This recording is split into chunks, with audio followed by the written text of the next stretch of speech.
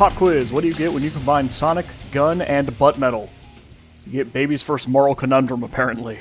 Shadow the Hedgehog, a game released in 2005 for the GameCube, PS2, and original Xbox. It's of course in the Sonic series and appears to be a third-person shooter? What the f***? No, I am not kidding, although I desperately wish I was. In this game, you take control of the titular Shadow the Hedgehog, Sonic's foul-mouthed, Second Amendment-loving dark reflection as you embark on a quest to recover his lost memories.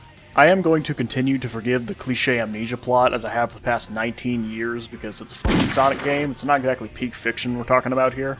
But that's kind of the amazing thing about games like this, is that they don't have to be in order to be gripping for their target audience. You go back and you ask me what I thought of this game when it first came out, and I would tell you that it was the greatest story ever told. The only real problem is that kids are really bad at knowing what's really good. Nevertheless, this was my first real introduction into the idea of gray morality. Growing up with relatively religious family members inevitably meant that I had a very black and white view of the world. And while luckily I've grown out of such a closed-minded idea, I think going back and examining what was my, and likely many a children's, first view of not totally being the good guy will hopefully allow me to share my appreciation of this absolutely ridiculous game.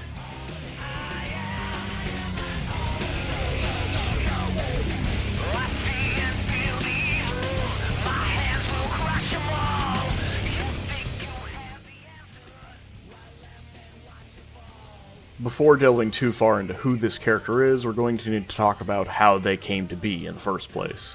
Shadow the Hedgehog, also known as the Ultimate Lifeform, was created about 50 years prior to the events of this game by Dr. Gerald Robotnik, the grandfather of Dr. Ivo Robotnik, or as you probably know him, Eggman.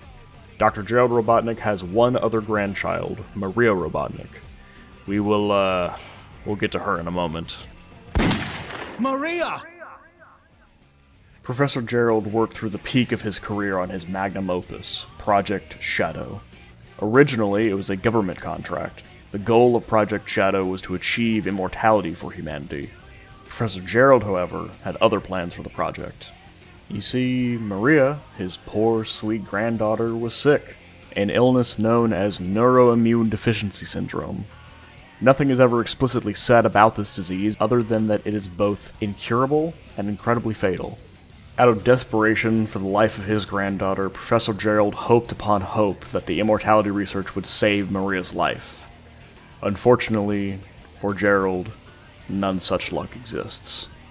As Project Shadow progressed, and the Professor came ever closer to creating the ultimate life form, and thus unlocking the secrets of immortality, the same government that hired him became fearful of what he might create. Eventually, Professor Gerald did succeed in his quest. He created Shadow the Hedgehog, the ultimate life form that would never age or fall victim to illness. The growing fear turned to panic as Gerald's employers, the United Federation, were certain that Shadow would be used as a living superweapon against them. And so the story goes. Soldiers raid the space colony Ark where Gerald, Maria, and Shadow live. Professor Gerald is imprisoned and presumed dead by the outside world, forced to continue working for the United Federation in secret.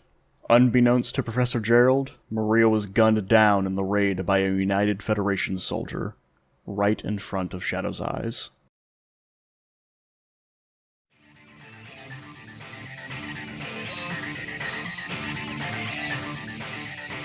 But no need to piss your pants over it. We've got war crimes to commit. And we can't forget about those Disgusting black creatures. Oh, and don't worry if you feel like you're getting tonal whiplash, because it's going to keep fucking happening! Like with the vast majority of the Sonic franchise, for some reason, Shadow the Hedgehog cannot decide on what vibe it's going for, as it plays double dutch on the border between the hardships of forging your own path in this world to, ooh, spooky castle level! And that's what really gets to me at the end of the day, because there is a semblance of a good story here. Even in gameplay, if you're doing the villain mission of the level, it's usually killing the corrupt gun soldiers that are enlisted by the United Federation. It starts to make you wonder if you really are the bad guy after all. I mean, when you think about it, you aren't really killing anybody who's innocent. Finally, I've got all the Chaos Emeralds. Shadow, what are you gonna do with them?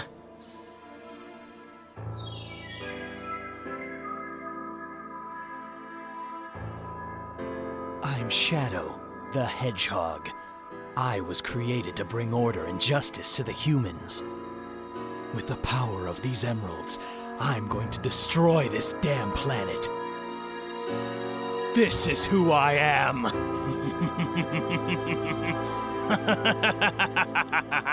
Whew, that was close. I was getting worried that we might accidentally have nuance there for a minute.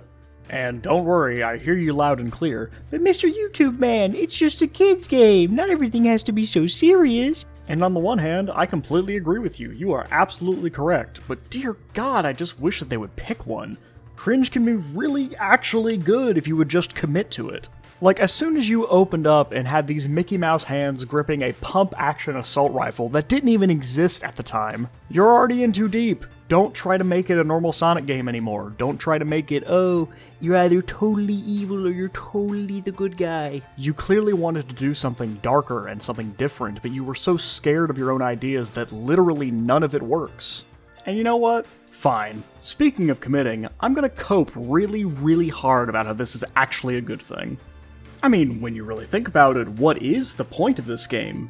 What's the plot, you know? At the end of every single run, Shadow claims that this is who I am. So maybe I was wrong. Maybe this game isn't about moral nuance or the fact that you can never be truly good or evil. Maybe this game is about decisiveness. After all, the worst thing that I have to say about this game is that it is indecisive in what it does. I mean, that and the voice acting is kind of spotty in some places. Do not give the emeralds to Black Doom, Shadow. They're planning to destroy the planet. Alright, neither of you seem all that concerned, and I'm kind of offended by that. So you know what? Yeah, that's what I've decided. That's how I'm going to interpret this. Shadow the Hedgehog is a game that teaches us that it's not about who you were, it's about who you are. And as long as you are decisive in who you... Man, I don't know what this shit was about. All hail Shadow, heroes rise again, obliterating everything that's not your friend. Nothing can stop you now, no ghost to bring you down when there's nothing left to lose. You